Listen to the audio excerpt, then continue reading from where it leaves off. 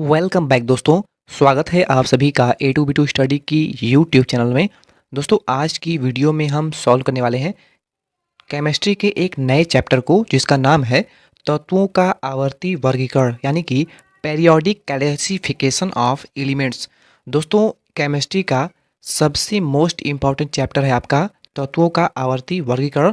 और जो भी छात्र इस वीडियो को बीच में ही छोड़ के जाता है समझ लीजिए वो खुद की पैर पे कुल्हाड़ी मारता है, क्योंकि ये जो चैप्टर है वो आपके केमिस्ट्री का मोस्ट इम्पॉर्टेंट चैप्टर है। इसलिए इस पूरे चैप्टर को हम बहुत ही केयरफुली और बहुत ही ध्यान से पढ़ेंगे। तो इस वीडियो को आप फुल वॉच करिएगा और इससे आपके 10 से आपके 12 क्वेश्चन जो हैं वो निश्चित रूप से बनेंगे। और ये जो चैप्टर है आपका, इसमें आपके मैं पूरा पेरियोडिक टेबल जो है टोटल आवर्त सारणी को कवर करूंगा और उसके आने वाले जितने भी मोस्ट इम्पॉर्टेंट क्वेश्चंस होंगे उसको भी सॉल्व करेंगे हम। तो इस वीडियो को फुल वॉच करिएगा क्योंकि ये जो वीडियो है वो बहुत ही मोस्ट इम्पॉर्टेंट है और ये चैप्टर भी आपका बहुत ही मोस्ट इम्पॉर्टेंट है। तो स्टार्ट करते हैं।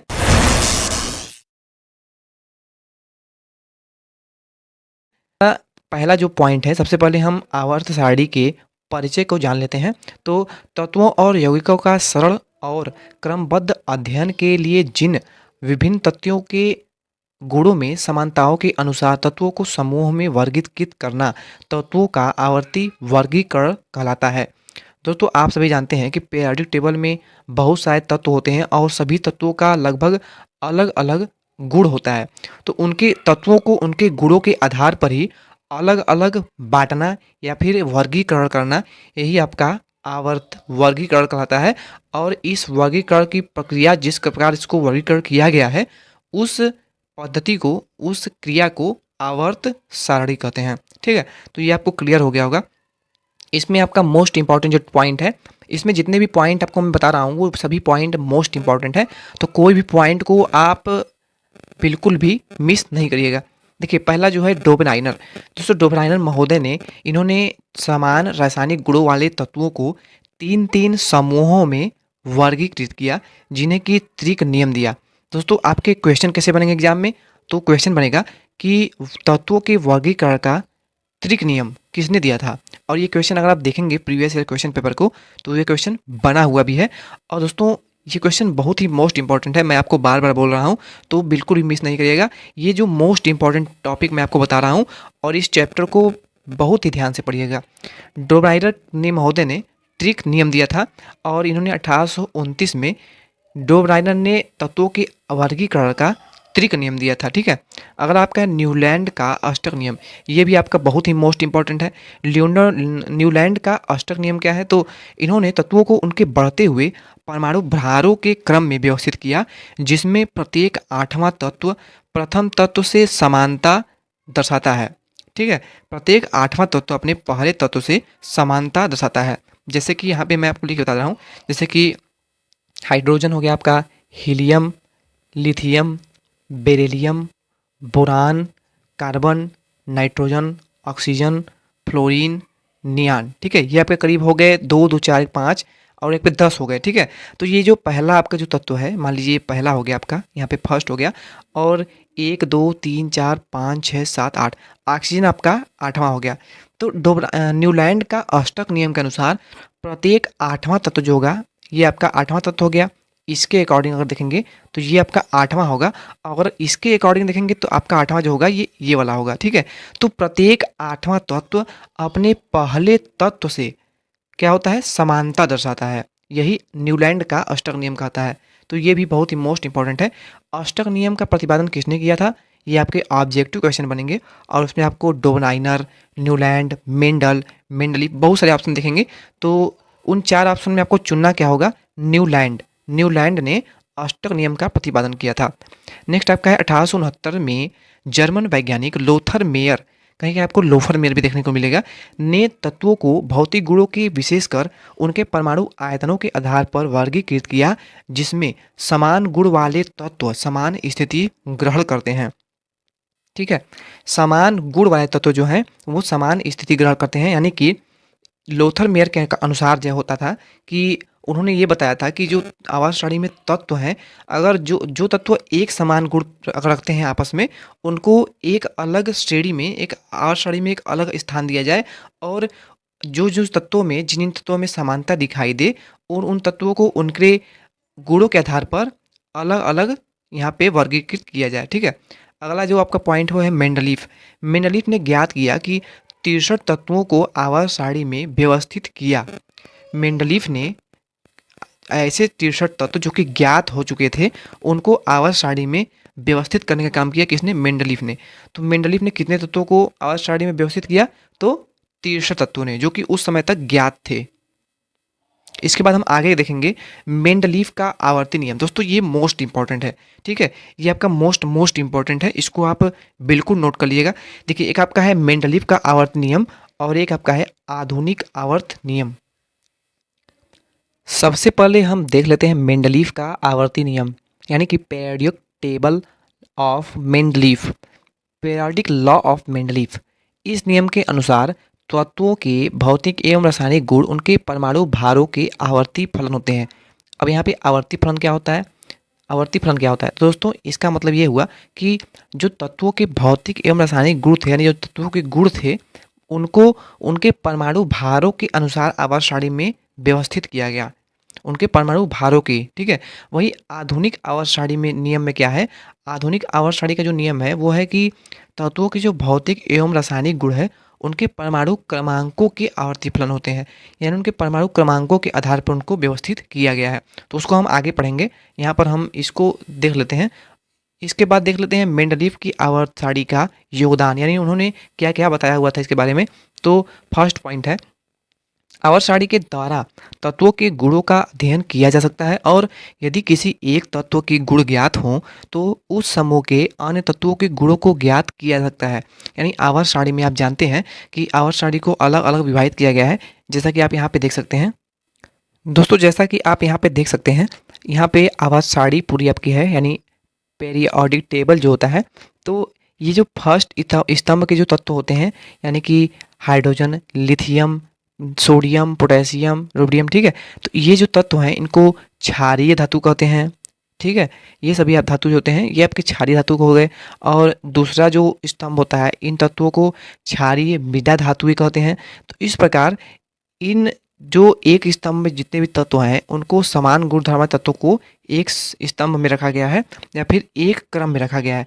वहीं क्षारीय मृदा धातु जो भी है आपके, यानी कि यहाँ पे बेरिलियम, मैग्नीशियम, कैल्शियम, ठीक है, तो इन सभी तत्वों को उनके समान गुणधर्म के आधार पर अलग अलग स्तंभों में या फिर कॉलम में या फिर एक अलग अलग विभाजित या फिर व्यवस्थित किया गया है। इसके बाद जो हमारा दूसरा पॉइंट है वो है आवर्त सारणी में तत्वों की स्थिति के आधार पर उनके परमाणु भार सही सही ज्ञात किए जा सकते हैं। यानी कि आवर्त सारणी में तत्वों की स्थिति के आधार पर, यानी कि कौन सा तत्व किस परमाणु क्रमांक पे स्थित है, यानी किस क्रम पे स्थित है, उसके क्रम के आधार पर उसके परमाणु भार को भी सही सही ज्ञात किया जा सकता है, यानी क्रम वाइज है। ठीक है, और इसके बाद हम देखेंगे तीसरा पॉइंट, आवर्त सारणी में उपस्थित रिक्त स्थान उनके नए तत्वों की खोज को प्रेरित करते हैं। यानी आवर्त सारणी में बहुत से खाली स्थान भी छोड़े गए हैं, ताकि अगर कोई समान गुण धर्म वाले तत्व एक ही प्रकार के मिल जाते हैं तो उनको उसी श्रेणी में व्यवस्थित किया जा सके, जो कि उस टाइप के अदर तत्व एलिमेंट्स जो हैं वो आवर्त सारणी में हैं। दोस्तों ये सभी तो हो गए मेंडलीव की आवर्त सारणी के गुण। अब हम जानेंगे दोष। तो मेंडलीव की आवर्त सारणी के दोष कौन कौन से थे? तो देखिए, पहला जो दोष था वो था हाइड्रोजन की स्थिति स्पष्ट नहीं है, यानी कि यह क्षार धातुओं एवं हाइड्रोजन से समानता रखता है। हाइड्रोजन जो है ये आपकी क्षारीय धातु के अंदर आता है, पर ये हाइड्रोजन से भी समानता दर्शाता है, रखता है। तो यही इसका मेंडलीव के आवर्त सारणी का दोष था, जिसके कारण आगे चल करके हमें आधुनिक आवर्त सारणी लानी पड़ी। आधुनिक आवर्त सारणी लाई किसने? तो ये भी बहुत ही मोस्ट इंपॉर्टेंट है, तो इसके बारे में हम आगे पढ़ेंगे।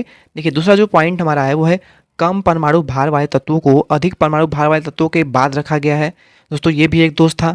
ठीक है, और अगला हमारा जो पॉइंट है वो है आवर्त सारणी में समस्थानिकों के लिए अलग स्थान प्रदान नहीं किया गया।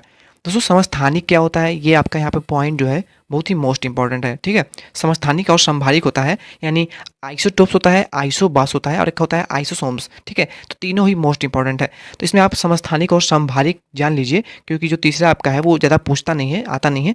तो समस्थानिक और समभारिक क्या होते हैं, तो देखिए आपको हम पीरियोडिक टेबल में ही बता देते हैं, नहीं तो यहीं पे समझ लीजिए। जैसे कि देखिए आपका कोई भी तत्व है, मान लीजिए हाइड्रोजन है, हीलियम है, ठीक है, और यहाँ पे लिथियम हो गया, बेरिलियम हो गया, इसी प्रकार आप क्रम में हैं, ठीक है। तो आपके जो समस्थानिक है, यानी कि इसका परमाणु क्रमांक 1 हो गया, इसका 2 हो गया, इसका 3 हो गया, ठीक है। उसी प्रकार इसके जो परमाणु भार हैं वो भी आपके अलग अलग होंगे, यानी इसका 1, इसका अगर दूसरा है तो 2 यानी 4 हो जाएगा। यानी कि परमाणु भार जो होता है वो क्रमांक का दूना होता है। अधिकतर आपके परमाणु भार जो होते हैं वो परमाणु क्रमांक के डबल यानी दूना ही होते हैं। तो इसका 4 हो गया, इसका मान लीजिए 6 हो गया, इसका आपका 8 हो गया, ठीक है। तो इस प्रकार इसके परमाणु भार हो गए। तो तत्वों के जो परमाणु समस्थानिक जो होते हैं, यानी समान स्थान जिनका होता है, यानी कि अगर आप हाइड्रोजन के समस्थानिक को ही ले लीजिए तो आपका होता है H1H1 होता है, 1H2 होता है, 1H3 होता है। तो ये सभी आपके हाइड्रोजन के समस्थानिक है, जिसमें कि नाम है प्रोटियम, इसका नाम है, इसका नाम आपका ड्यूट्रियम है, इसका नाम ट्रिटियम है। प्रोटियम, ड्यूट्रियम, ट्रिटियम, ठीक है। ये आपके हाइड्रोजन के समस्थानिक है। अगर आप ध्यान से देखेंगे तो इनके जो परमाणु क्रमांक हैं, इसके जो परमाणु क्रमांक हैं वो समान होंगे। इनके जो परमाणु क्रमांक देखिए, इसका भी परमाणु क्रमांक 1 है, इसका भी क्रमांक 1 है, इसका भी क्रमांक 1 है, पर परमाणु भार देखेंगे तो इसका 1 है, यहाँ का 2 है, इसका 2 3 है। तो परमाणु भार जो है भिन्न भिन्न है। तो समस्थानिक वे तत्व होते हैं जिनका कि परमाणु क्रमांक जो होता है वो इक्वल होता है, यानी समान होता है सभी का। यानी कि हाइड्रोजन के समस्थानिक हम देख रहे हैं, या फिर किसी भी तत्व के समस्थानिक आप देख लीजिए, तो उसके जो परमाणु क्रमांक होंगे वो समान होंगे, तो वे आपके समस्थानिक कहलाएंगे। वहीं समभारिक में क्या होता है, तो समभारिक में क्या होता है कि आपके तत्वों के परमाणु क्रमांक तो आपके अलग अलग होंगे, पर परमाणु भार जो होते हैं वो समान होते हैं। आपको हम एग्जाम्पल के थ्रू बता देते हैं। दोस्तों जैसा कि आप यहाँ पे पीरियोडिक टेबल में देख सकते हैं, यहाँ पे हम थोड़ा यहाँ पे जूम करके दिखा देते हैं आपको, हैं देखिए यहाँ पे आप देख सकते हैं, यहाँ पे आपका पीरियोडिक टेबल है, और इसमें यहाँ पर आप देखेंगे तो ये आपका पोटेशियम है और आपका ये कैल्शियम है। तो आप दोनों का ही परमाणु भार देखेंगे तो ये आपका 39.098 यानी कि करीब 40, इसको आप लिख सकते हैं। उसी प्रकार ये जो आपका कैल्शियम है ये भी आपका 40.078 यानी ये भी आपका 40 एवरेज है, ठीक है। तो इसका जो परमाणु क्रमांक है इसका 19 है और इसका 20 है, पर परमाणु भार जो है वो दोनों का लगभग सेम है, यानी बराबर है। तो यही इसमें समभारिक होते हैं कि उनके जो परमाणु भार होते हैं वो बराबर होते हैं, पर परमाणु क्रमांक जो होते हैं वो अलग अलग होते हैं, भिन्न भिन्न होते हैं, तो वे आपके समभारिक कहलाते हैं। दोस्तों जिस प्रकार नाम से ही स्पष्ट है, आप नाम से ही समझ सकते हैं, समस्थानिक यानी स्थान जो है वो समान है। स्थान जो है, क्रमांक जो है, यानी आधुनिक जो अवत नियम था उसका नियम यही था कि तत्वों को उनके परमाणु क्रमांक के अनुसार व्यवस्थित किया गया है, ठीक है। तो परमाणु क्रमांक के हिसाब से व्यवस्थित किया गया है, यानी उसके जो स्थान है वो समान है। अगर स्थान जो समान होंगे तो आपके समस्थानिक होंगे। वही समभारिक, भारिक यानी कि भार, तो आप भार से अंदाजा लगा सकते हैं कि उनके जो भार है यानी परमाणु भार है जो बराबर है, तो वे आपके समभारिक कहलाएंगे। तो इस प्रकार इसे आप याद भी कर सकते हैं। अगला हमारा जो पॉइंट है वो है असमान गुणों वाले तत्वों को एक साथ तथा समान गुणों वाले तत्वों को भिन्न भिन्न स्थानों पर रखा गया है, ठीक है। तो असमान गुणों वाले तत्वों को एक साथ यानी समान गुण वाले तत्वों को भिन्न भिन्न स्थानों पर रखा गया है। यानी इनका कहना ये था कि जो समान गुण धर्म वाले तत्व हैं उनको एक साथ रखा जाए, और जो भिन्न भिन्न गुण वाले तत्व हैं उनको आवर्त सारणी में एक अलग स्थान दे दिया जाए। पर इनकी जो नियम था, इनके नियम में यही दोष था कि इनकी जो व्यवस्था था आवर्त सारणी में, उनमें गुणों के आधार पर तत्वों को सही क्रम में व्यवस्थित नहीं किया गया था, बांटा नहीं गया था। अगला जो पॉइंट है वो है मेंडलीव तत्वों की आवर्तता को नहीं समझा सके। मेंडलीव महोदय ने तत्वों की आवर्तता को नहीं समझा सके, यानी उनके जो क्रम होते हैं उनको वो सही तरीके से उसको डिफाइन नहीं कर सके थे। तो दोस्तों ये सभी थे आपके दोष मेंडलीव के, ये सभी उनके आधुनिक आवर्त सारणी के नियम के दोष थे, ठीक है। अब हम देखेंगे आधुनिक आवर्त नियम जो कि मोजले ने दिया था 1913 में, और मोजले जो थे इन्होंने आधुनिक आवर्त सारणी का नियम दिया था। यानी आपका क्वेश्चन बनेगा कि आधुनिक आवर्त सारणी का नियम किसने दिया था, तो वो मोजले ने, जो कि अभी तक फॉलो होता है। तत्वों के भौतिक एवं रासायनिक गुणों के परमाणु क्रमांकों के आवर्ती फलन होते हैं, जो कि मैंने आपको पहले बता दिया था। तो इसको हम आगे चल लेते हैं, इसको छोड़ते हुए दीर्घाकार आवर्त सारणी के बारे में पढ़ेंगे अब, ठीक है। तो दीर्घावर्त सारणी क्या है? तो दीर्घाकार आवर्त सारणी में उपस्थित क्षैतिज पंक्ति को आवर्त या पीरियड तथा ऊर्ध्वाधर पंक्ति को वर्ग या ग्रुप कहते हैं। यानी दीर्घाकार आवर्त सारणी जो आपकी है, इसमें उपस्थित क्षैतिज पंक्ति को, यानी जो पंक्ति आपकी कुछ इस प्रकार होती है आवर्त सारणी में, क्षैतिज, ठीक है, क्षैतिज पंक्ति को आवर्त या फिर पीरियड कहा जाता है। वही ऊर्ध्वाधर पंक्ति जो होती है आवर्त सारणी में, यानी ये आपकी पंक्ति हो गई, ठीक है।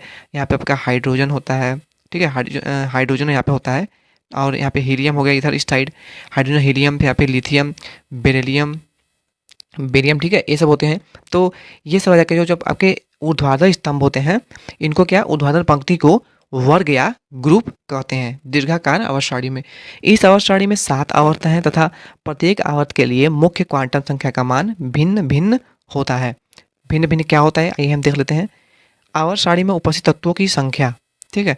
तो प्रथम जो आवर्त होगा, प्रथम जो आवर्त आपका है, उसमें तत्वों की संख्या 2 है।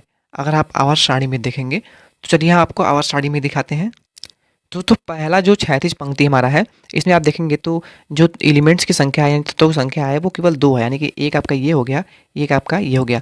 दूसरे में आपका ये 2 हो गए, और आपके 2 दूजा 6 आपके ये हो गए, यानी दूसरी पंक्ति में आपके 8 हैं। वहीं तीसरी पंक्ति में भी आपके 8 एलिमेंट्स हैं। उसी प्रकार आपके चौथी पंक्ति में एलिमेंट्स अलग अलग हैं, इनको अलग अलग डिवाइड किया गया है। तो यही आपका यहाँ पे बताया गया था, ठीक है। तो आप समझ गए होंगे, तृतीय पंक्ति में 8, ठीक है, तृतीय पंक्ति में भी आपके 8 है, चतुर्थ पंक्ति में 18, उसके बाद पंचम में भी 18, षष्ठम में भी 32 और सप्तम में आपके 32 एलिमेंट्स को इस प्रकार व्यवस्थित किया गया है आवर्त सारणी में। दोस्तों समूहों की बात कर लें अगर आवर्त सारणी में, तो दीर्घाकार आवर्त सारणी में कुल 18 आपके समूह होते हैं, ठीक है। 18 समूह कैसे होते हैं, तो इसलिए आप दिखा देते हैं हम। तो दोस्तों ये रहा आपका पीरियोडिक टेबल, और अगर आप इसमें गिनेंगे, ठीक है, तो ये आपके जो स्तंभ आपका क्वाइंट, इसको काउंट करेंगे तो ये आपका कुल कितना है, कुल के 18 ये आपके होंगे। 18 आपके जो स्तंभ होंगे, इसी क्वेश्चन बताया हुआ है कि दीर्घाकार आवर्त सारणी में कुल 18 आपके स्तंभ हैं। वही 7 आपकी क्षैतिज पंक्तियाँ हैं, यानी कि 1 2 3 4 5 6 7, ठीक है, 7 आपकी ये आपकी क्षैतिज पंक्तियाँ हैं। वहीं यहाँ पे अगर आप नीचे देखेंगे तो ये आपके आवर्त सारणी में नहीं आते हैं, ये आपके एक्टिनाइड और लेंथेनाइड तत्व होते हैं, जिनको कि आवर्त सारणी के बाहर रखा गया है। तो इसके बारे में भी आपके आगे हम इसके बारे में बात करेंगे।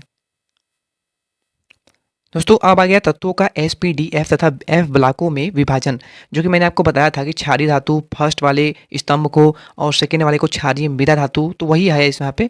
तो पहला जो तत्व है आपका एस ब्लॉक का तत्व, यानी कि जिन तत्वों को इलेक्ट्रॉन बाह्य कोश में एस कक्षकों में फील्ड किए जाते हैं, यानी एस ब्लॉक के तत्व कहलाते हैं वे। तो वर्ग फर्स्ट ए और वर्ग सेकेंड ए के तत्वों को एस ब्लॉक तत्व कहा जाता है। यानी अगर आप यहाँ पर देखें तो जो आपके फर्स्ट स्तंभ के तत्व हैं, यानी कि फर्स्ट ये हो गया आपका, सेकंड ये हो गया, तो फर्स्ट ए और सेकंड ए के जितने भी आपके एलिमेंट्स हैं, इन सभी को एस ग्रुप में रखा गया है। दोस्तों आप समझ गए होंगे। इसके बाद हम जान लेते हैं एस ब्लॉक तत्वों के समान लक्षण क्या हैं। तो ये सब आप नोट करते रहिएगा, ये सब बहुत ही मोस्ट इंपॉर्टेंट टॉपिक हैं, और आपके जो ऑब्जेक्टिव क्वेश्चन बनते हैं वे सभी इसी से बनते हैं, चाहे वो कैसे भी बन सकते हैं। इन तत्वों का परमाणु आकार जो होता है वो सबसे बड़ा होता है। एस ब्लॉक के जो एलिमेंट्स होते हैं उनका जो परमाणु का आकार होता है वो सबसे बड़ा होता है। फर्स्ट ए समूह के तत्वों का परमाणु आकार सेकेंड ए तत्वों के परमाणु आकार से बड़ा होता है। यानी फर्स्ट ए का जो आपके तत्व होते हैं उनका जो आकार होता है परमाणुओं का, वो सेकेंड ए से भी बड़ा होता है। यानी आपका फर्स्ट वाला बड़ा हो गया, सेकेंड वाला जो होगा उससे छोटा क्रम में होता जाएगा। ये सभी धातुएं नर्म होती हैं एवं इनके क्वथनांक तथा गलनांक कम होते हैं। यानी कम तापमान पर ही ये, कम क्वथनांक पर और कम गलनांक पर ही ये आपस में जम जाते हैं या फिर पिघल जाते हैं। इन तत्वों के आयनन विभव कम होते हैं। ये सभी प्रबल धन विद्युतीय तत्व होते हैं। यानी अगर आप फर्स्ट ए के तत्वों को देखें तो आपका एच, लिथियम, सोडियम, ठीक है। तो अगर आप ये सब तत्वों को जब भी देखेंगे तो इनका जो आयनन विभव होता है, यहाँ पे आपको प्लस का आइकन हमेशा देखने को मिलता होगा। जब भी आप इन तत्वों को देखेंगे यानी सोडियम को, तो इनका जो आयनन विभव होता है ना वो कम होता है, तो ये प्रबल धन विद्युतीय कहलाते हैं। तो सोडियम पे आपका धन चार्ज होता है, और उसी प्रकार पोटेशियम अगला आपका हो जाएगा, तो इस पे भी आपको धन चार्ज देखने को मिल जाएगा। उसके बाद आरबी, ठीक है, तो ये सब आपके धन विद्युतीय तत्व होते हैं फर्स्ट ए के। अगला पॉइंट है फर्स्ट ए समूह के तत्व एक संयोजी होते हैं, किंतु सेकेंड ए समूह के तत्व जो होते हैं वो अपने यौगिकों में द्विसंयोजी होते हैं। ये आपको याद रखना है, ठीक है, ये इंपॉर्टेंट टॉपिक है, पॉइंट है कि फर्स्ट ए के जो तत्व होते हैं वो एकल संयोजी होते हैं, वही सेकेंड ए के जो तत्व होते हैं वो द्विकल संयोजी होते हैं या फिर द्विसंयोजी होते हैं। ये धातुएं बहुत अधिक क्रियाशील होती हैं, इसलिए फर्स्ट ए समूह की क्षार धातुओं को द्रवित पैराफीन में रखा जाता है। दोस्तों फर्स्ट ए के जितने भी एलिमेंट्स होते हैं उन सभी को पैराफीन के अंदर रखा जाता है, क्योंकि ये अधिक क्रियाशील अधिक सक्रिय होते हैं, यानी अन्य तत्वों के संबंध में या फिर उनके आसपास आने से ही वे उससे अभिक्रिया कर लेते हैं, तो इसीलिए इन्हें पैराफीन में रखा जाता है, ठीक है, द्रवित पैराफीन में। तो क्वेश्चन क्या बनेगा कि फर्स्ट ए एलिमेंट्स को किस द्रव में रखा जाता है, तो पैराफीन में रखा जाता है। किस में रखा जाता है? पैराफीन में रखा जाता है। वहीं सेकेंड ए के पूछ लिया तो सेकेंड ए को भी पैराफीन में ही रखा जाता है, क्योंकि फर्स्ट ए और सेकेंड ए दोनों मिलाकर ही आपके एस ग्रुप के एलिमेंट्स कहलाते हैं। नेक्स्ट आ गया पी ब्लॉक एलिमेंट्स, ठीक है, तो ये ऐसे तत्व जिनमें इलेक्ट्रॉन बाह्यतम कोश के पी कक्षक में भरे जाते हैं पी ब्लॉक एलिमेंट्स कहलाते हैं। समूह 13 से 18 तक के तत्व पी ब्लॉक तत्व हैं। यानी दोस्तों यहाँ पे आप समझ सकते हैं कि 13 से यानी समूह आपके कितने हो गए, यहाँ पे तो कुल 18 आपके समूह हैं, तो आपका ये 13वां समूह जो है, यानी अगर आप यहाँ पे काउंट करेंगे तो आपका 1 2 3 4 5 6 7 8 9 10 11 12 13, ठीक है, 13 यानी कि यहाँ से, तो आपके यहाँ से लेकर के 13 से 18 ही बोला है उसमें ना, तो 13 से 18 तक के जितने भी आपके स्तंभ हैं वे सभी आपके पी ब्लॉक के एलिमेंट्स कहलाते हैं। यानी इतने जितने भी आपके एलिमेंट्स हैं वो आपको पी ग्रुप में रखा गया है। वहीं आप डी ग्रुप भी जान लीजिए, तो डी ग्रुप क्या है, तो ये आपके ये दोनों जो हैं ये आपके कौन से हो गए, ये आपके एस ब्लॉक के एलिमेंट्स हो गए। वहीं यहाँ से यहाँ तक आपके पी ब्लॉक के एलिमेंट्स हो गए। और दोस्तों बचे आपके कितने, ये, तो ये जो आपके एलिमेंट्स हैं इतने जो बचे आपके, ये आपके जो इतने एलिमेंट्स बचे, यानी आपके यहाँ से लेकर के यहाँ तक, यानी 3 से लेकर के आपके 12 तक बचे, क्योंकि यहाँ से आपका 13 से 18 तो पी ब्लॉक के एलिमेंट्स हैं, तो आपके ये 3 से 12 जो बचे ये आपके डी ब्लॉक के एलिमेंट्स सभी होंगे, ठीक है। तो इसके बारे में हम आगे पढ़ेंगे।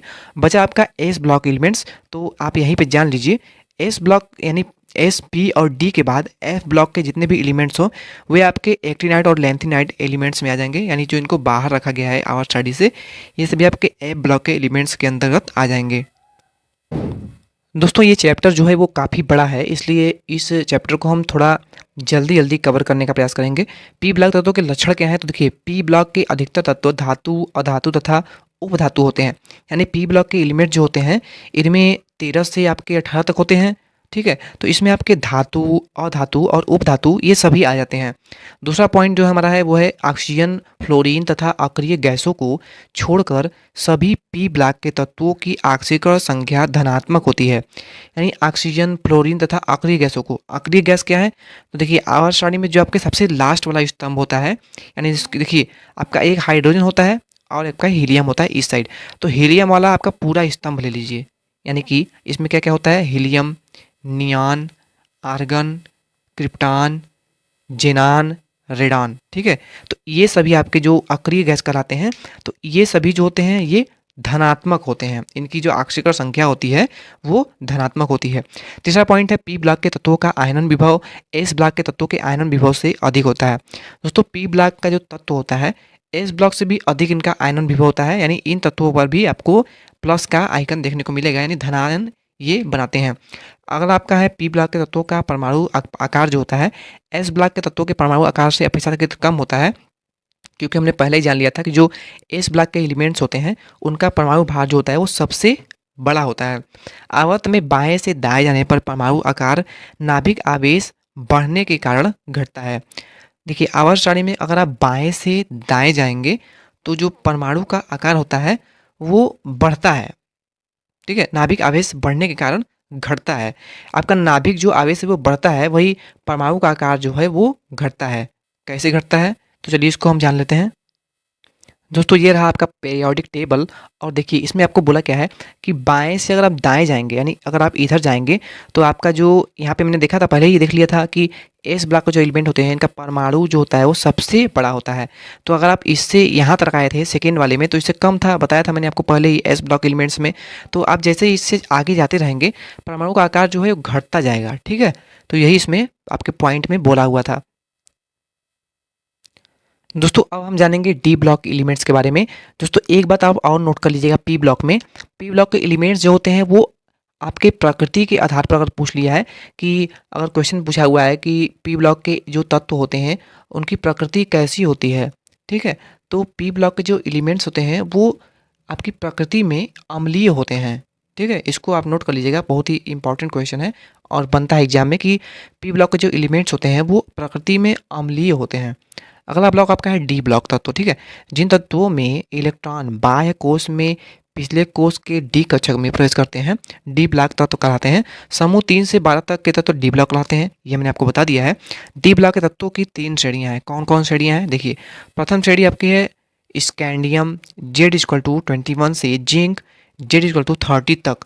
द्वितीय संक्रमण श्रेणी क्या है आपकी? Yttrium Z=39। जेड क्या है? आपके परमाणु क्रमांक को दर्शाया है, ठीक है। तो इसको आप बिल्कुल भी समझने का प्रयास नहीं करिएगा, आपका ये परमाणु क्रमांक को बताया है। देखिए यूट्रियम से कैडमियम। तृतीय संक्रमण श्रेणी में आपका है जेड यानी कि 57 है।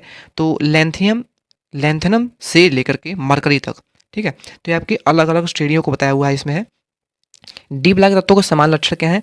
तो ये लगभग सभी धातुएं होती हैं जिनके गलनांक तथा क्वथनांक अपेक्षाकृत एस ब्लॉक तत्वों से अधिक होते हैं। एस ब्लॉक के जो गलनांक या क्वथनांक होते हैं वो सबसे कम होते हैं, मैंने आपको पहले ही बता दिया था जब हम एस ब्लॉक एलिमेंट्स पढ़ रहे थे। तो इनका जो क्वथनांक और गलनांक होता है डी ब्लॉक का एस ब्लॉक से अधिक होता है, यानी इनको अधिक ताप या फिर अधिक इनको गलनांक देना होगा।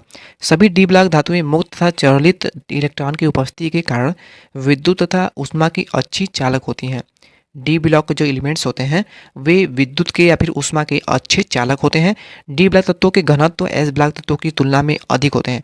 इनका घनत्व भी होता है वो एस ब्लॉक की तुलना में अधिक होता है, ठीक है। वहीं अगर बात कर लें एस के अलावा पी ब्लॉक से, ठीक है, तो पी ब्लॉक की तुलना में भी डी ब्लॉक का जो घनत्व होता है वो अधिक होता है। डी ब्लॉक तत्वों में n-1 उपकोष आंशिक रूप से भरा होता है, अतः ये परिवर्तित संयोजकता प्रदर्शित करते हैं। इसके बारे में हम आगे बात करेंगे। देखिए एक पॉइंट इसमें अगला है, डी ब्लॉक के जो एलिमेंट्स होते हैं वो तत्व अधिकतर रंगीन यौगिक बनाते हैं। मोस्ट इंपॉर्टेंट पॉइंट ये है, डी ब्लॉक के जो एलिमेंट्स होते हैं वो रंगीन यौगिक बनाते हैं, ठीक है। इसको आप नोट कर लीजिएगा। ये विभिन्न ऑक्सीकरण अवस्था प्रदर्शित करते हैं और इसके साथ साथ डी ब्लॉक तत्वों में संकर आयन तथा संकर यौगिक बनाने की प्रवृत्ति होती है। डी ब्लॉक तत्वों तथा उनके यौगिकों में उत्प्रेरक गुण होते हैं, यानी कोई भी उत्प्रेरक क्या होता है ये जान लीजिए, ठीक है। उत्प्रेरक ये इंपॉर्टेंट है दोस्तों, जो जो इंपॉर्टेंट है मैं आपको पहले ही बता दे रहा हूँ क्योंकि ये सब एग्जाम में पूछे गए प्रश्न होते हैं। देखिए अगर कोई अभिक्रिया आपकी है, मान लीजिए आपकी जल बन रहा है, ठीक है, H2+O, हाइड्रोजन है आपका, ऑक्सीजन है आपका, बन क्या रहा है H2O, ठीक है। तो अगर आप इसके बीच में कोई ऐसा पदार्थ रख दें, कोई ऐसा चीज़ रख दें कि ये जो बनने की प्रक्रिया है हाइड्रोजन ऑक्सीजन से जल की बनने की प्रक्रिया है वो बहुत तेज़ हो जाए, यानी जल आपका बहुत तेज़ी गति से बनने लगे या फिर बहुत धीमा हो जाए, ठीक है। तो ऐसा पदार्थ जो कि किसी भी अभिक्रिया की गति को बढ़ा दे या फिर उसको घटा दे, कम कर दे या फिर उसमें किसी भी प्रकार का परिवर्तन कर दे, ऐसा कोई भी पदार्थ, तो वो क्या कहलाता है? उत्प्रेरक कहलाता है। तो डी ब्लॉक के जितने भी तत्व होते हैं उनके अंदर उत्प्रेरक गुण होता है, यानी वो किसी भी अभिक्रिया के वेग को बढ़ा सकते हैं, घटा सकते हैं या फिर उसमें किसी भी प्रकार का परिवर्तन भी ला सकते हैं। तो आप उत्प्रेरक बहुत अच्छे से समझ गए होंगे आई थिंक। अगला है आपका एफ ब्लॉक एलिमेंट्स। देखिए ऐसे तत्व जिनमें अंतिम इलेक्ट्रॉन बाह्य कोश के एफ कक्षक में प्रवेश करता है एफ ब्लॉक तत्व कहलाता है। देखिए प्रथम श्रेणी में लैंथेनम से आगे 14 तक तत्व होते हैं और द्वितीय श्रेणी में एक्टिनियम से आगे के 14 एलिमेंट्स होते हैं। जैसा कि मैंने आपको पहले ही बता दिया है कि देखिए आपके एक्टिनाइड और लैंथेनाइड एलिमेंट्स होते हैं जो कि अलग अलग श्रेणी में, यानी 14 ये आपके हो गए और 14 ये हो गए आपके, ठीक है। अलग अलग श्रेणियों में 2 श्रेणियों में विभाजित किया गया है, एक्टिनाइड और लैंथेनाइड में।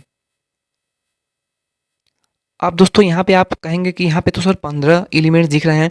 तो देखिए, अगर आप प्रश्न में पढ़ेंगे तो प्रश्न दिया था कि लेंथेनियम से आगे 14 एलिमेंट्स होते हैं, लेंथेनियम से आगे। वही एक्टिनियम से आगे भी उसमें बोला हुआ है, तो एक्टिनियम से आगे आपके 14 एलिमेंट्स एफ ब्लॉक में होते हैं, वही आपको इसमें बोला हुआ है। तो दोस्तों इतना आपको क्लियर हो गया होगा आई थिंक, ठीक है। तो अब हम इसके बारे में जानेंगे, इसके लक्षण के बारे में, एफ ब्लॉक एलिमेंट्स के। ये सभी तत्व तो धातु होते हैं, ये बहुत अधिक क्रियाशील होते हैं। एफ ब्लॉक के जो एलिमेंट्स होते हैं इनकी जो क्रियाशीलता होती है वो एस पी डी ब्लॉक के एलिमेंट्स से काफ़ी अधिक होती है। आयनन ऊर्जा कम होने के कारण ये प्रबल विद्युत धनात्मक एलिमेंट्स होते हैं।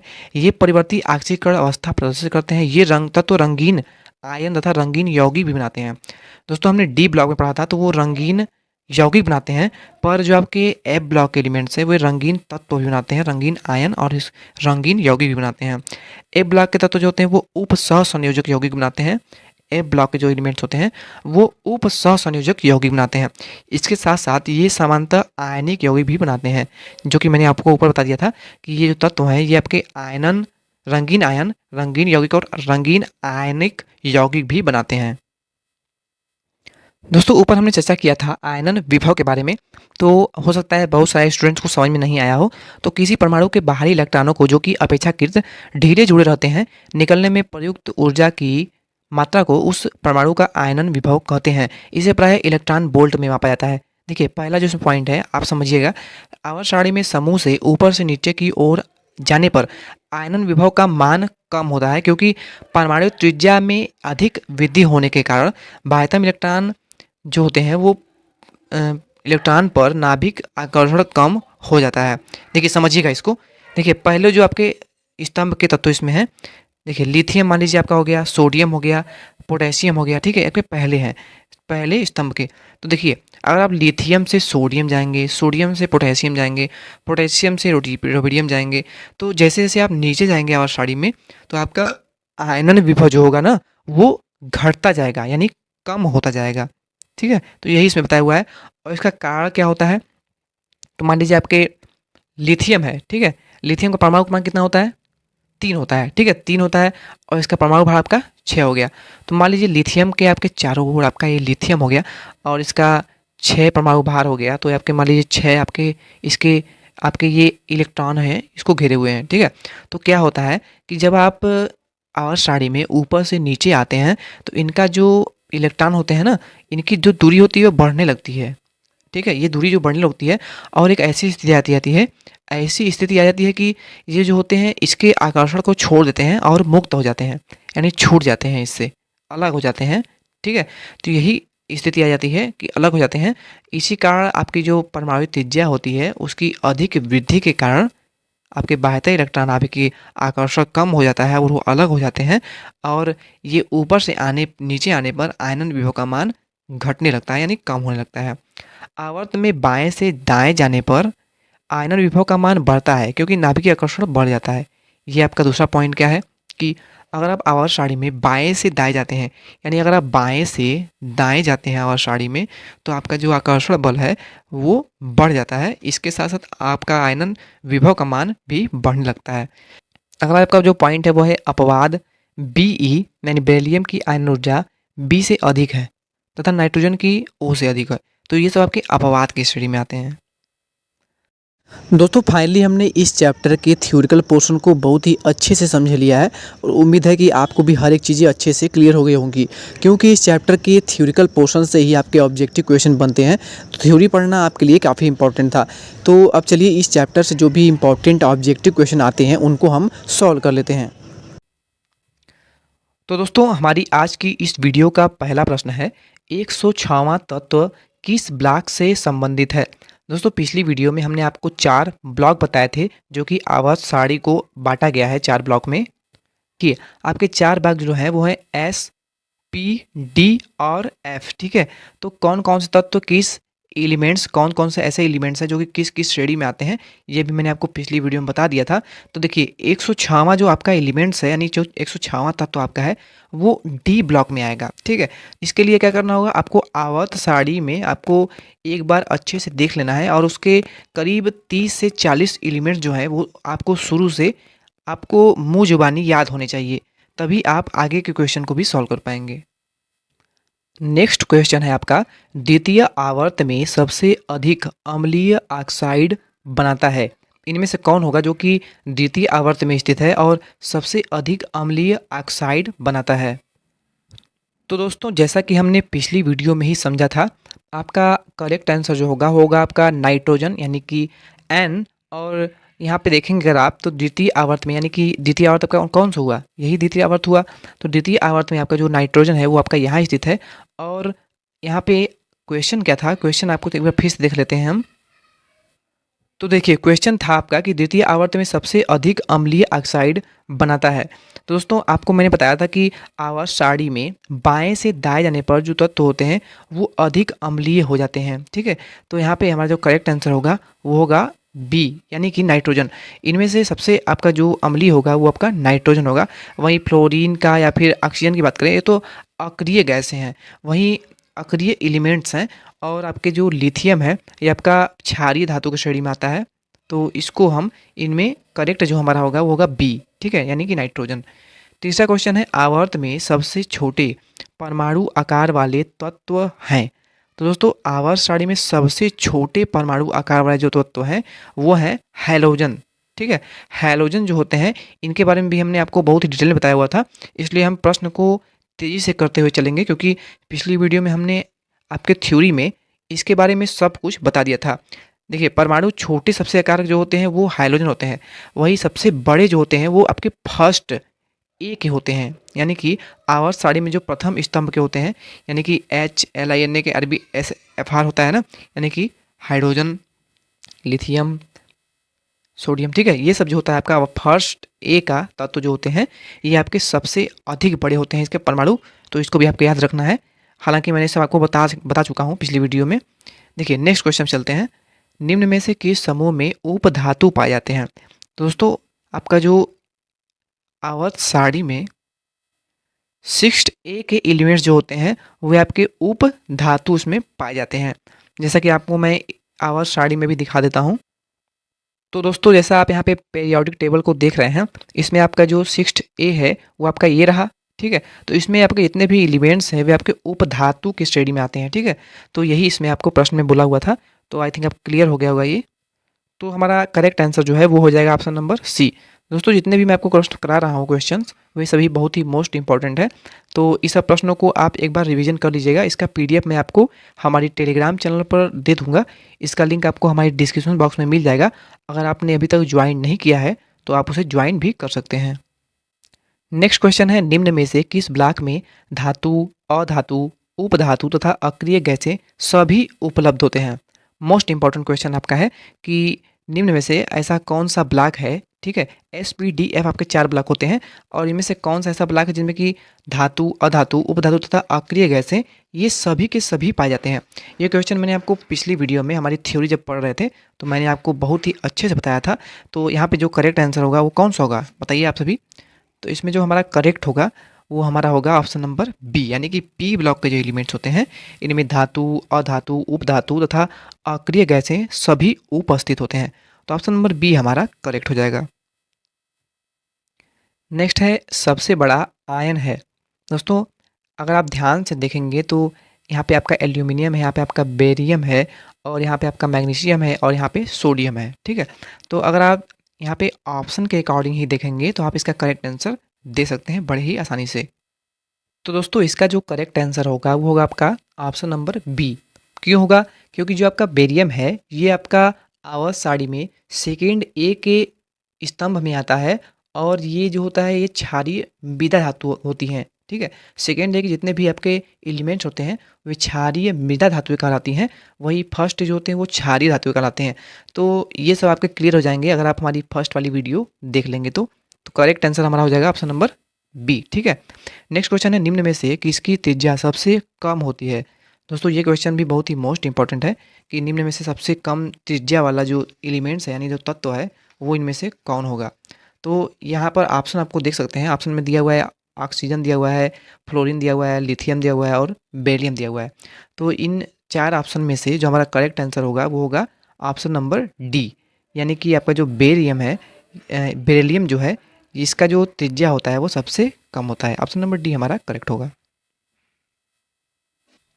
दोस्तों अगला बहुत ही मोस्ट इंपॉर्टेंट क्वेश्चन है, वह तत्व जिसका इलेक्ट्रॉनिक विन्यास यानी कि इलेक्ट्रॉनिक विन्यास तो आप जानते ही होंगे, इसका जो वितरण दिया हुआ है 1s2 2s2 2p6 3s2, यानी अगर आप बाउ के रूल से देखेंगे तो यहाँ पे आपका फर्स्ट जो कक्षक है उसमें 2 एलिमेंट हैं, 2 इलेक्ट्रॉन हैं, वहीं दूसरे कक्षक में आपके 8 हैं और तीसरे कक्षक में आपके 2 बचे। ठीक है, यानी कि बाहरी कोश में केवल 2 ही इलेक्ट्रॉन आपके हैं।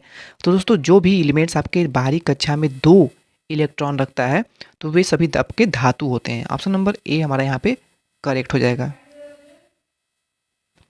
नेक्स्ट क्वेश्चन आपका है, वह तत्व जो केवल 0 डिग्री सेंटीग्रेड पर द्रव अवस्था में पाया जाता है उसका नाम क्या है। तो दोस्तों आप सभी जानते होंगे ये क्वेश्चन कि द्रव अवस्था में केवल आपका मरकरी ही ये द्रव अवस्था में पाया जाने वाला तत्व है। तो यहाँ पे आँख मूंद के आपको मरकरी मार देना है, ये आपका करेक्ट हो जाएगा। नेक्स्ट है, किसका आयनन विभव सबसे कम होता है। तो सबसे कम आयनन विभव क्यों होगा, ऑक्सीजन का होगा, क्योंकि ऑक्सीजन जो है आपका अक्रिय गैस है और ये आपके आवर्त सारणी में सबसे लास्ट वाले स्तंभ में आता है। ठीक है, तो ये आपका क्योंकि एक अक्रिय गैस है तो इसका आयनन विभव जो है, क्योंकि ये आयनन विभव का मान जो होता है आवर्त सारणी में वो बाएं से दाएं जाने पर घटता है यानी कम होता है, ये मैंने आपको बता रखा है। तो यहाँ पे ऑक्सीजन आपका सबसे लास्ट में होता है और एक प्रकार से ये अक्रिय गैस भी होता है। तो हमारा करेक्ट आंसर होगा ऑप्शन नंबर बी यानी कि ऑक्सीजन। ठीक है, आपको समझ में आ गए होंगे क्वेश्चन। नेक्स्ट क्वेश्चन है, वह तत्व जिसका इलेक्ट्रॉनिक वितरण 3d4 4s1 होगा, तो वो आपका कौन सा इनमें से होगा। 4 ऑप्शन आपको दिए हुए हैं, धातु होगा, अधातु होगा, उपधातु होगा या फिर संक्रमण होगा। तो दोस्तों जिस भी आपका इलेक्ट्रॉनिक वितरण में आपका बाहरी कक्षा में केवल 1 इलेक्ट्रॉन होता है वहाँ पे आपका संक्रमण धातु हो जाता है वो। ठीक है, तो ये सब जो मैं बता रहा हूँ आपको ये पर नोट भी करते चलना है। ऑप्शन नंबर सी यहाँ पे हमारा करेक्ट हो जाएगा। दोस्तों आपका 12वां क्वेश्चन है, आवर्त सारणी के 8वें समूह में कुल कितने एलिमेंट्स हैं यानी कुल कितने तत्व हैं आपको ये बताना है। तो अगर आप आवर्त सारणी याद होगा, आपको एलिमेंट्स उसके याद होंगे तो आप आसानी से बता देंगे कि आवर्त सारणी के 8वें आवर्त में यानी 8वें समूह में कुल 9 तत्व होते हैं। ऑप्शन नंबर डी यहाँ पे हमारा करेक्ट हो जाएगा। नेक्स्ट, निम्न में से किसकी आयनिक त्रिज्या सबसे अधिक होती है। 13वां क्वेश्चन हमारा है कि इनमें से किसकी आयनिक त्रिज्या सबसे अधिक होती है, आपको बताना है, कम नहीं आपको अधिक बताना है। तो यहाँ पे हमारा हो जाएगा ऑप्शन नंबर डी। यहाँ पे ऑप्शन नंबर डी हमारा करेक्ट होगा। इसका आयनिक त्रिज्या जो होता है वो सबसे अधिक होता है, सबसे ज़्यादा होता है। नेक्स्ट, निम्न में से किसका आकार सबसे छोटा होता है। ये भी क्वेश्चन काफ़ी इंपॉर्टेंट है। तो सबसे छोटा आकार की बात करें तो हमारा जो ये फ्लोरीन है ये सबसे छोटे आकार का एलिमेंट्स होता है। ठीक है, इस क्वेश्चन आपको याद करने होंगे। ठीक है, 15वां हमारा है, समूह में नीचे जाने पर तत्वों का विद्युत धनात्मक गुण पर क्या इफेक्ट पड़ता है। तो ये क्वेश्चन तो मैंने आपको बता रखा है कि समूह में नीचे जाने पर तत्वों का विद्युत धनात्मक गुण बढ़ता है। जैसे कि आप सोडियम को ले लीजिए, लिथियम को ले लीजिए। ठीक है, यानी कि अगर फर्स्ट ए को देख लें तो आपका पहला आपका हाइड्रोजन हो गया। ठीक है, फिर उसके बाद लिथियम हो गया, फिर सोडियम हो गया। तो ये नीचे जैसे आप जाते जाएंगे ना, आपका धनात्मक गुण जो होगा तत्वों का विद्युत धनात्मक गुण वो बढ़ता जाएगा। तो ऑप्शन नंबर ए यहाँ पे करेक्ट हो जाएगा। 16वां क्वेश्चन है, निम्न में से कौन से 2 तत्व ऐसे हैं जो तीव्रता से संयोजित होते हैं। ठीक है, इनमें से कौन से ऐसे 2 तत्व हैं जो कि तीव्रता से संयोजित होते हैं यानी संयोजन क्षमता की बहुत ही अधिक होती है। तो यहाँ पे हमारा जो करेक्ट होगा वो होगा ऑप्शन नंबर डी। तो हमारा ऑप्शन नंबर डी हमारा यहाँ पे करेक्ट हो जाएगा। नेक्स्ट है, निम्न में से कौन सा तत्वों का युग्म रासायनिक रूप से लगभग समान होता है। तो दोस्तों इनमें से जो हमारा ऑप्शन नंबर डी है यानी कि ये वाला ऑप्शन हमारा करेक्ट होगा। इनका जो रासायनिक तत्वों का युग्म होता है वो लगभग दोनों का समान होता है, इक्वल होता है। ठीक है, 18वां है हमारा, निम्न में से आयनन विभव का कौन सा क्रम सही होगा। तो दोस्तों अब बताइए कि यहाँ पे कौन सही होगा, क्योंकि आयनन विभव का मान जो होता है वो बाएं से दाएं जाने पर क्या होता है, घटता है। ठीक है, ये मैंने आपको बता रखा है।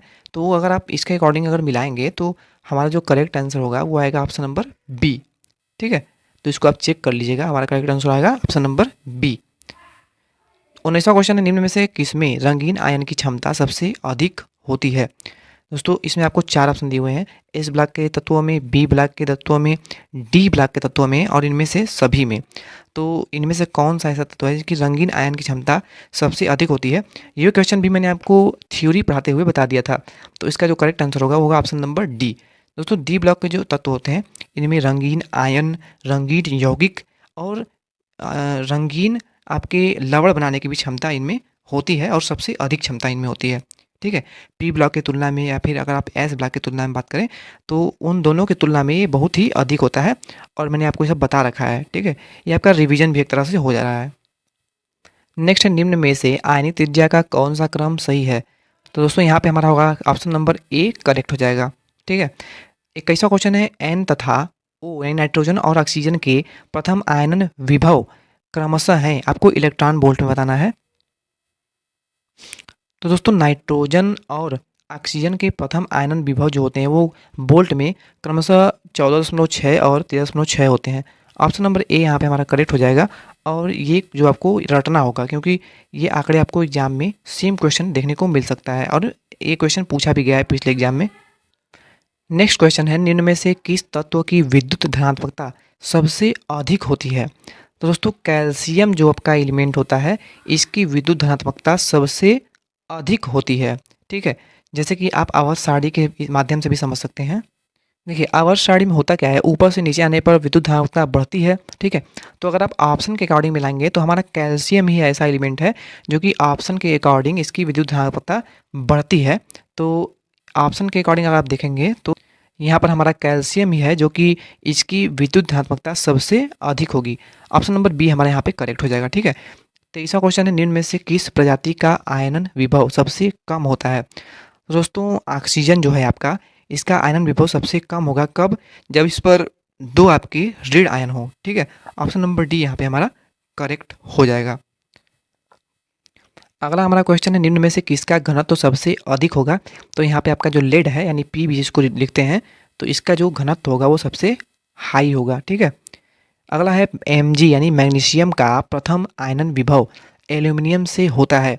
मैग्नीशियम का जो आयनन विभव होता है वो एल्यूमिनियम से अधिक होता है क्योंकि मैग्नीशियम के बाद आपका एल्यूमिनियम आता है तो इसका जो आयनन विभव होता है वो अधिक होता है। ऑप्शन नंबर बी हमारा यहाँ पे करेक्ट हो जाएगा। नेक्स्ट है, आवर्त सारणी का दीर्घ रूप किसने विकसित किया था? मोस्ट इंपॉर्टेंट क्वेश्चन है दोस्तों। आवर्त सारणी का जो दीर्घाकार आवर्त सारणी मैंने आपको बताया था ना पिछली वीडियो में कि दीर्घाकार आवर्त सारणी का विकास किसने किया था? तो नील्स बोर ने किया था। आपको ऑप्शन में बोर भी देखने को मिल सकता है, यानी कि आपको केवल बोर देखने को भी मिल सकता है, पर इनका जो पूरा नाम था ये था नील्स बोर। इन्होंने ही दीर्घाकार आवर्त सारणी का विकास किया था। 27वां क्वेश्चन हमारा है, निम्न में से किसमें ऊर्जा का अवशोषण होता है? ठीक है, 27वां जो क्वेश्चन हमारा है, इनमें से किसमें ऊर्जा का अवशोषण होता है? दोस्तों एक होता है ऊर्जा का उत्सर्जन जिसमें कि ऊर्जा का व्यय होता है, वहीं अवशोषण में क्या होता है? ऊर्जा की क्षति होती है। ठीक है, तो इसमें हमारा जो करेक्ट आंसर होगा वो होगा ऑप्शन नंबर सी। ठीक है, यहाँ पे ऑप्शन नंबर सी जो हमारा है यहाँ पे ऊर्जा का अवशोषण होता है क्योंकि अगर आप देखेंगे तो यहाँ पे ऑक्सीजन जो है, ऑक्सीजन नॉर्मल जगह ऑक्सीजन लिखेंगे आप तो आप यहाँ पे O2 लिखते हैं, कहीं भी ऑक्सीजन आप लिखते हैं तो O2 लिखते हैं। क्या लिखते हैं? O2 लिखते हैं। पर अगर यहाँ पे देखेंगे तो यहाँ पे 2 आयन इसमें से निकल जा रहा है, यानी ऑक्सीजन पे 2 आयन आपके होते हैं पर इसे लिखते नहीं हैं, यहाँ पे O लिखा हुआ है पर यहाँ पे 2 होते हैं। ठीक है, तो यहाँ पे आपका क्या कर रहा है कि 2 आयन यहाँ पे ऋण आयन लगा दिया है, यानी कि आपके जो ऊर्जा में है इसकी ऊर्जा में 2 आयन निकल जा रहे हैं, 2 इलेक्ट्रॉन बाहर चले जा रहे हैं। तो इस पर जो है इसका ऊर्जा का अवशोषण ही होना है, अवशोषण ही हो रहा है। क्यों? क्योंकि इसके 2 आयन निकल गए तो इसका जो ऊर्जा है वो अवशोषित हो गया। तो हमारा जो करेक्ट आंसर होगा वो ऑप्शन नंबर सी ही हो जाएगा। नेक्स्ट है आपका, निम्न में से किसका आयनन विभव सबसे कम होता है? सबसे कम आयनन विभव किसका होता है? तो दोस्तों इसमें जो आपका 4s1 है, यानी कि जिस भी इलेक्ट्रॉन कक्षक में एक इलेक्ट्रॉन होते हैं वो संक्रमण धातु होते हैं, या मैं आपको बता चुका हूँ। तो आयनन विभव का मान सबसे कम आपका इसी में होता है। ऑप्शन नंबर बी यहाँ पे हमारा करेक्ट आंसर हो जाएगा। नेक्स्ट है आपका 29वां क्वेश्चन, क्या है कि निम्न में से किसमें कार्बन सबसे अधिक विद्युत ऋणात्मक है? निम्न में से किसमें कार्बन सबसे अधिक विद्युत ऋणात्मक है, आपको बताना है। तो यहाँ पे हमारा जो करेक्ट आंसर है वो होगा ऑप्शन नंबर ए, यानी कि Hp जो है इसमें कार्बन जो है वो सबसे अधिक विद्युत ऋणात्मक होगा। ठीक है। नेक्स्ट आपका है, निम्न में से कौन सा आयन, O पे आपका 2 आयनन ऋणायन है। निम्न में से कौन सा आयन ऑक्सीजन पे आपका 2 ऋण आयन है, आयन का सम इलेक्ट्रॉनिक है, नहीं है। ठीक है, सम इलेक्ट्रॉनिक नहीं है, आपको बताना है। तो दोस्तों यहाँ पे टाइटेनियम जो हमारा है इस पे आपका धन आयन लगा हुआ है। तो टाइटेनियम जो है ये ऑक्सीजन पर अगर 2 ऋण आवेश है तो इसके आयन के सम इलेक्ट्रॉनिक नहीं होगा। ऑप्शन नंबर डी यहाँ पे हमारा करेक्ट होगा। नेक्स्ट है, हैलोजनों को आवर्त सारणी में 7वें समूह में रखा गया है, क्योंकि इसका क्या कारण है कि हैलोजनों को 7वें समूह रखा गया है। तो देखिए जो हैलोजन आपके एलिमेंट होते हैं ना, वे बहुत ही अधिक क्रियाशील होते हैं, यही कारण है कि इनको 7वें समूह में रखा गया है। ठीक है, मेन इसका कारण यही है। ऑप्शन नंबर बी यहाँ पे हमारा करेक्ट हो जाएगा। दोस्तों अब आ गया आपका बवाल क्वेश्चन, आवर्त में परमाणु क्रमांक बढ़ने के साथ साथ क्या होता है? तो देखिए आवर्त सारणी में परमाणु क्रमांक बढ़ने के साथ साथ विद्युत धनात्मक गुण घटता है, ये मैंने आपको बता दिया है पिछली वीडियो में। तो यहाँ पे करेक्ट होगा आपका ऑप्शन नंबर सी करेक्ट हो जाएगा। नेक्स्ट है, आवर्त में क्षारीय धातुओं का यहाँ पे क्या होता है? ऑप्शन नंबर ए दिया हुआ है आयनन विभव सबसे अधिक होता है, बी है परमाणु त्रिज्या सबसे अधिक होती है, सी दिया हुआ है घनत्व सबसे अधिक होता है, और डी है विद्युत ऋणात्मकता सबसे अधिक होता है। तो दोस्तों आवर्त सारणी में क्षारीय धातुओं की बात करें, यानी कि फर्स्ट ए के जो एलिमेंट्स होते हैं वो क्षारीय धातु कहलाते हैं, तो इनकी परमाणु त्रिज्या सबसे अधिक होती है। यहाँ पे ऑप्शन नंबर बी हमारा करेक्ट हो जाएगा। आपका 34वां जो है वो बहुत ही मोस्ट इंपॉर्टेंट क्वेश्चन है और बहुत ही कॉमन सा क्वेश्चन है।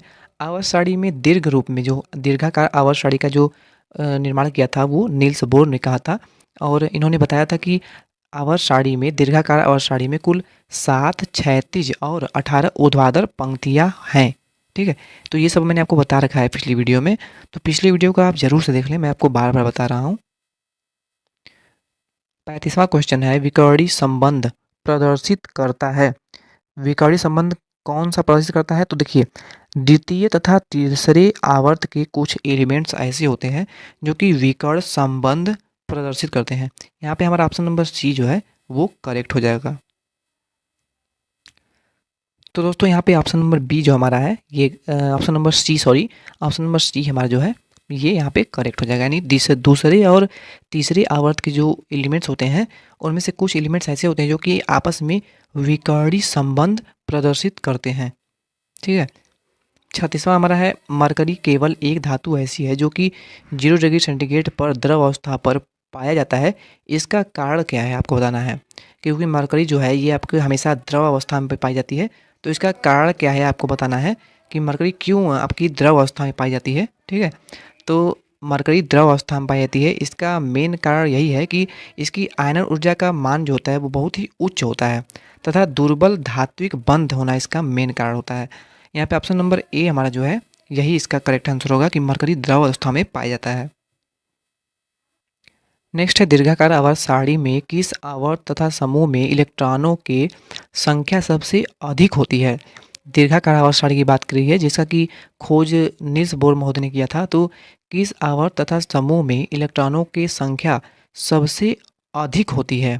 ठीक है, तो आपका जो छठवां आवर्त तथा थर्ड समूह होता है इनमें इलेक्ट्रॉनों की जो संख्या होती है वो सबसे अधिक होती है। दोस्तों ये क्वेश्चन बहुत ही मोस्ट इंपॉर्टेंट है, इसको आप ज़रूर से नोट कर लीजिएगा और ये क्वेश्चन आपके बन भी सकते हैं। अगला है, क्षारीय धातुओं के परऑक्साइड तथा सब ऑक्साइड रंगीन होते हैं, इसका कारण क्या है? दोस्तों क्षारीय धातुओं के जो परऑक्साइड होते हैं तथा उसके जो सब ऑक्साइड होते हैं वो रंगीन होते हैं, रंगीन अवस्था में पाए जाते हैं। तो इसका कारण है आंशिक दोष तथा आंशिक अयुग्मित इलेक्ट्रॉनों की उपस्थिति। ऑप्शन नंबर सी यहाँ पे हमारा करेक्ट होगा। नेक्स्ट है, क्षारीय धातु तथा हैलोजनों में परमाणु क्रमांक बढ़ने के साथ साथ एक समान गुण क्या है? देखिए क्षारीय धातु तथा हैलोजनों में एक समान गुण ये है कि परमाणु की जो त्रिज्या होती है वो परमाणु क्रमांक बढ़ने के साथ बढ़ती है। तो ये सब मैंने आपको बता रखा है बहुत अच्छे से, तो ये सब आपका क्लियर हो जाएंगे अगर आप हमारी फर्स्ट वाली वीडियो देख लेते हैं तो। दोस्तों इस वाले क्वेश्चन से यानी जो 40वां क्वेश्चन है, इससे आपके कई सारे क्वेश्चन बनेंगे। देखिए, इनमें जो सभी हैं आपके सभी के सभी सही हैं, कथन जितने भी कथन हैं सब सही हैं। यहाँ पे ऑप्शन नंबर डी होगा करेक्ट। देखिए है क्या, जो आपका चांदी है ये ऊष्मा तथा विद्युत का अच्छा चालक होता है। चांदी जो होता है ये ऊष्मा तथा विद्युत का चालक होता है, ये बहुत अच्छा चालक होता है। और दूसरा दिया हुआ है गलित सिल्वर अपने आयतन के 20 भाग का ऑक्सीजन घोलता है, ये भी करेक्ट है। तीसरा है सिल्वर अमालगम दांतों में भरने में प्रयुक्त किया जाता है, ये भी आपका करेक्ट है। और चौथा दिया है सिल्वर एक्वा रेजिया से क्रिया नहीं करता है, तो यहाँ पे हमारा चौथा जो है वो भी करेक्ट होगा। तो ऑप्शन नंबर डी हमारा इनमें से सभी करेक्ट आंसर हो जाएगा। नेक्स्ट क्वेश्चन है, निम्न में से कौन प्रतिचुंबकीय नहीं है। तो दोस्तों जो आपका कॉपर है, इन चारों ऑप्शन में से जो कॉपर आपका, इसमें दो आपका आयन जो है पॉजिटिव है, यानी 2 इलेक्ट्रॉन इस पे धन आयन के रूप में है, तो ये आपका प्रतिचुंबकीय नहीं है। बाकी ये सब जो है आपके प्रतिचुंबकीय होंगे। नेक्स्ट है आपका आप बाव का जो नियम है वो लागू नहीं होता है। किस लिए लागू नहीं होता है दोस्तों? आप बाव का नियम जो है ये आपके कॉपर के लिए और क्रोमियम के लिए लागू नहीं होता है। इनके लिए आप बाव का रूल लागू ही नहीं होता है, इनका इलेक्ट्रॉनिक विन्यास अलग ही होता है। नेक्स्ट है MgSO4 से BaSO4 तक सल्फेटों की जल में घुलनशीलता घटती है, इसका कारण क्या है? तो दोस्तों MgSO4 से BaSO4 तथा सल्फेटों की जल में घुलनशीलता जो होती है वो घटती है। इसका कारण ये है कि आपके M2+ आयन की हाइड्रोजन एंथैल्पी का घटना। ऑप्शन नंबर डी यहाँ पे हमारा करेक्ट होगा। ठीक है, 44वां क्वेश्चन है, निम्न में से कौन सा सत्य तथा तथ्य नहीं है। ठीक है, इनमें से कौन सा तथ्य जो है वो आपका असत्य है, यानी सत्य नहीं है, ये आपको बताना है। तो यहाँ पे ऑप्शन नंबर ए हमारा दिया हुआ है, क्षारीय मृदा धातुओं की धात्विक प्रकृति बेरिलियम से बेरियम तक बढ़ती है। बी दिया हुआ है, क्षारीय मृदा धातुओं की क्रियाशीलता बेरिलियम से बेरियम तक बढ़ती है। ठीक है, सी दिया हुआ है, इन धातुओं का अपचायक गुण बेरियम से बेरिलियम तक बढ़ता है। और डी दिया हुआ है, उपरोक्त सभी सत्य हैं। तो कौन सा इसमें करेक्ट होगा? देखिए इसमें जो आपके option number a b c हैं वो सभी के सभी करेक्ट हैं। तो यहाँ पे हमारा ऑप्शन नंबर डी यानी कि उपरोक्त सभी सत्य हैं, यही हमारा करेक्ट होगा। नेक्स्ट क्वेश्चन है आपका, सेकेंड ए समूह के तत्वों को हाइड्रॉक्सों की घुलनशीलता MgOH का ट्वाइस से BaOH का ट्वाइस तक बढ़ती है, इसका कारण क्या है? तो जालक ऊर्जा का घटना।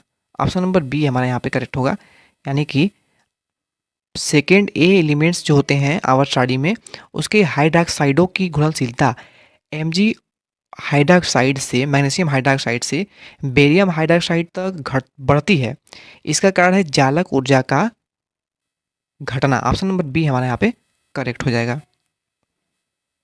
नेक्स्ट है आपका क्षारीय मृदा कार्बोनेटों की ऊष्मीय स्थिरता बेरियम से बेरियम तक बढ़ती है, इस क्योंकि क्या होता है कारण इसमें? ठीक है, क्षारीय मृदा कार्बोनेटों की ऊष्मीय स्थिरता बेरियम से बेरियम तक बढ़ती है, इसका क्या कारण है, क्योंकि आपको बताना है। ठीक है, तो यहाँ पे जालक ऊर्जा की उपस्थिति होती है, यानी कि बढ़ती है। ऑप्शन नंबर बी यहाँ पे हमारा करेक्ट होएगा। सेम आपका 45वां क्वेश्चन जो है इसका विपरीत क्वेश्चन ही आपका 46वां है। तो दोनों ही क्वेश्चन आपके बन सकते हैं, आपको बस क्वेश्चन को 1 से 2 बार पढ़ना है और उसका करेक्ट आंसर देना है। नेक्स्ट है, इनमें से कौन सा असत्य है? दोस्तों आयोडीन जो होती है वो आयोडीन को अम्लीय पोटेशियम ब्रोमाइड में प्रवाहित करने पर ब्रोमीन मुक्त होती है। यानी अगर आप आयोडीन की अभिक्रिया कराते हैं किससे? पोटेशियम ब्रोमाइड से, तो क्या होता है आपका इसमें ब्रोमीन मुक्त होती है। आपका पोटेशियम जो है आयोडीन के साथ अभिक्रिया कर लेता है और प्लस में आपका ब्रोमीन जो है वो आपका मुक्त हो जाता है। ठीक है, तो आई थिंक आप समझ गए होंगे, यहाँ पे आपका ब्रोमीन मुक्त हो जाता है। यहाँ पे अगर ऑप्शन देखेंगे तो ऑप्शन नंबर डी हमारा यहाँ पे करेक्ट हो जाएगा। अगला हमारा 49वां क्वेश्चन है, एल्यूमिनियम तथा गैलियम की सहसंयोजक त्रिज्या समान होती है, इसका क्या कारण है? दोस्तों एल्यूमिनियम तथा गैलियम की सहसंयोजक जो त्रिज्या होती है ना वो इक्वल होती है, यानी दोनों की जो सहसंयोजक त्रिज्या होती है वो बराबर होती है। तो इसका कारण है कि गैलियम के परमाणु के डी इलेक्ट्रॉनों की परीक्षण क्षमता का कम होना। ऑप्शन नंबर सी यहाँ पे हमारा करेक्ट होगा। दोस्तों हमारा आज की इस वीडियो का आखिरी प्रश्न है, बोरान थर्ड ए समूह के अन्य तत्वों से भिन्न होता है, इसका कारण क्या है? बोरान जो आपका एलिमेंट है ये थर्ड ए के सभी समूह जो होते हैं इसके अन्य सभी तत्वों से भिन्न होती है, इसकी जो गुण होते हैं, गुणधर्म होते हैं, तो इसका कारण आपको बताना है। तो इसका कारण यही है कि अक्रिय युग्म प्रभाव की अनुपस्थिति होती है, यानी इसमें युग्म जो होते हैं वो सबसे अक्रिय होते हैं और इसकी अनुपस्थिति इसमें होती है। और इसका ये भी कारण है कि अधिक आवेश तथा छोटा आकार, बोरान जो आपका है ये इसका आकार बहुत छोटा होता है और इसका आवेश होता है, यानी इस पे जो चार्ज होता है वो बहुत ही अधिक होता है, ठीक है। और इसके अलावा ये भी कारण है कि आपका जो डी कक्षक होता है वो बोरान में उपस्थित ही नहीं होता है, यानी इसमें आपके एस पी और इसके अलावा आपके एस पी और यही दोनों कक्षक पाए जाते हैं बोरान में। इसमें आपके डी और एफ कक्षक उपस्थित ही नहीं होते हैं, इसका भी एक मुख्य कारण है। तो यहाँ पे ऑप्शन नंबर डी हमारा उपरोक्त सभी सही है, करेक्ट हो जाएगा।